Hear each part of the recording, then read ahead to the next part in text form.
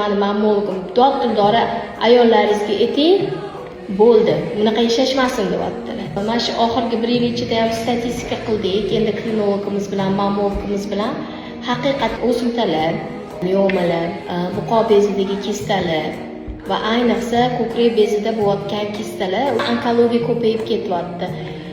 Stressni hammasi asnova bo'lyapti. Tushunyapsizmi? O'shaning uchun men har doim aytaman, iltimos o'zingizlar ehtiyot qilinglar. E'tibor bermanglar. Ayollarimizni hayoti biz uchun birinchi o'rinda. Bu даже men aytaman, voy erim unaqa deyaptilar, qaynonam unaqa deyaptilar. Bizani o'sha qaynona bilan erim munosabatni qiziqtirmaydi gapi. Bormaysan deyaptilar. Kasalligini bilib turib qanaqa qilib tashlab qo'yish mumkin? Qanaqa o'sha kelinga yoki ayoliga opa-singli deb nazarda qarasa, masalan, yoki o'zini qizini deb nazarda qarasa, o'sha qaynona sal o'zgararmidi? Stress kerak emas sizlarga. Sog'lom keraksa, tim bo'li hammanglar kelasizlar deb bolali bo'lmoqchiman. Organizm tayyor bo'lishi kerak. Uylarda ikkita, bitta yoki 3 ta bolaga sizlar energiya bera olmayapsizlar-da, mehr bera olmayapsizlar-da, sizlar yana kolичествоni bolani ko'paytirmoqchisizlar. Qattan o'zingizlarning organizmingizga yetmayapti, o'zingizlarni vaspitать qila olmayapsizlar-da, sizlar yana bolani dunyoga keltirmoqchisizlar. Sog'lom bola xohlagan ayol birinchi o'rinda o'zini sog'lom qiladi. O'zini ustida ishlaydi, vaqtida ovqat yeydi, vaqtida dam oladi. Vaqtida mehr ham beradi oila a'zolariga, oila a'zolaridan mehr ham oladi. Ana shunda sizlar mukammal bola tug'asizlar. Iltimos, ozgina hayot tarzinglarni o'zgartiringlar. Biz uchun.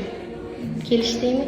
Chunki ayollarimizda qiyinchilik bo'lsa, shuncha tekshiruvdan ayollar o'tkazamiz, kuniga 30 ta sredniy bemor ko'rsam, 10 kun ichida 250-300 ta ko'rsam, ishonasizmi, o'shalardan bir 20 ta sog'lom chiqyapti.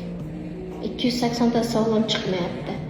90% kista chiqadi. Yoki buqoda, yoki ko'krakda, yoki tuxumdonda. Balki aytayotganingiz Dildor bilan o'zimni ushlayaptilar. Birinchi marta kelganimda.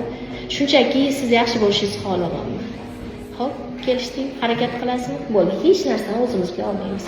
Tim bo'li biza farzandli bo'lmoqchimiz. Xo'p, sog'lom onadan sog'lom bola baribir. Kelishdik, qo'lingizdan keladi. Agar qo'lingizdan kelsa, qaranglar, davom ettiring, gruppa поддержка bo'laman. Xo'p, unaqa qilmang. Bo'lmaydi bu organizm. Keton birinchi kelgan odamga men ketdim. Hozir birinchi "Ne bunaqasiz" dedim. "Ne xafasiz" dedim.